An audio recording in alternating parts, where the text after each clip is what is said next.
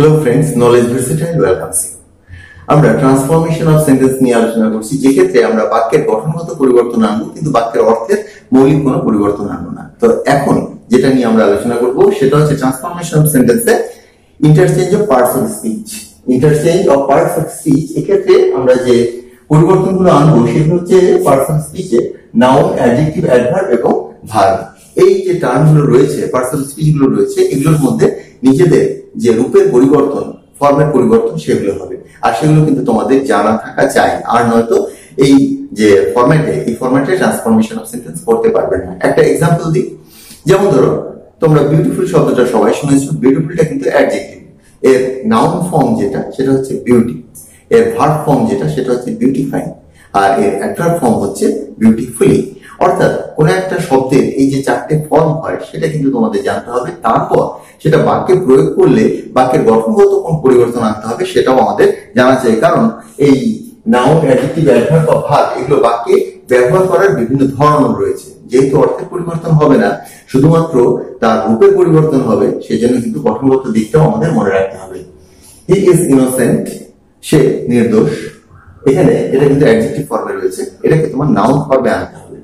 তো এর noun form হচ্ছে ইনোসেন্স। হি হ্যাজ ইনোসেন্স, তার নির্দোষতা রয়েছে। হি স্পিক্স কনফিডেন্টলি, সে আত্মবিশ্বাসের সাথে কথা বলে। এবার কনফিডেন্টলি অ্যাডভার্বে রয়েছে, এটাকেও তোমার নাউনে নিতে হবে, নাউন। তো কনফিডেন্টলি এর নাউন ফর্ম হচ্ছে কনফিডেন্স, আত্মবিশ্বাস। তারপর কি বলবো? হি স্পিক্স উইথ কনফিডেন্স, সে আত্মবিশ্বাসের সাথে কথা বলে। তারপরে দেখো, হি has not courage to speak out, তার সাহস নেই, এটা হচ্ছে তোমার noun.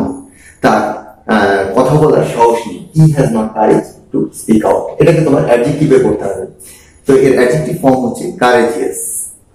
He is not courageous to speak out, সে সাহসী নয়, কথা বলতে সে সাহসী নয়। কারেজিয়াস, কারেজ থেকে আসলো কারেজিয়াস, সেন্টেন্সটার গঠনটা দেখলে। I shall succeed in my first attempt, আমি আমার প্রথম প্রচেষ্টাতেই সাফল্য পাবো। সাকসিড এটা ভার্ব ফর্মে রয়েছে, কিন্তু তোমাকে পড়তে হবে এটা অ্যাডজেক্টিভ রূপে। তো সাকসিড এর অ্যাডজেক্টিভ ফর্ম হচ্ছে সাকসেসফুল, এটা কিন্তু তোমাদের জানা চাই, আন্নত করতে পারবে না। এবার দেখো গঠনগত দিকটা কি করতে হবে। I shall be successful, আমি সফল হব। in my first attempt, আমার প্রথম প্রচেষ্টাতেই। তারপর সেন্টেন্সটা দেখো, he did it bravely, সে সাহসিকতার সাথে এটা করেছিল। ব্রেভলি অ্যাডভার্বে রয়েছে, এটাকে আমাদের করতে হবে অ্যাডজেক্টিভে। তো ব্রেভলি অ্যাডজেক্টিভ ফর্ম হচ্ছে brave. He was brave to do it, সে এটা করতে বা এটা করার জন্য সে সাহসী ছিল।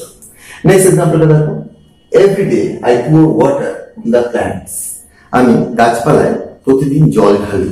এবার যে ওয়াটার রয়েছে এটা তো নাউন ফর্মে রয়েছে, এটাকে করতে হবে তোমার ভার্ব ফর্মে। এবার ওয়াটারের ভার্ব ফর্ম ওয়াটারই হবে, কিন্তু গঠনগত পরিবর্তন আসবে। Everyday I water the plants, প্রতিদিন আমি গাছপালায় জল দিই। He is cooperative with us, সে এটা অ্যাডজেক্টিভে রয়েছে, সে আমাদের সাথে মিলেমিশে চলে, অর্থাৎ সহযোগিতাপূর্ণ আচরণ করে। হি কোঅপারেটস আস, কোঅপারেটিভে ভার্ব ফর্ম হচ্ছে কোঅপারেট, অর্থাৎ সাহায্য করা, মিলেমিশে চলা।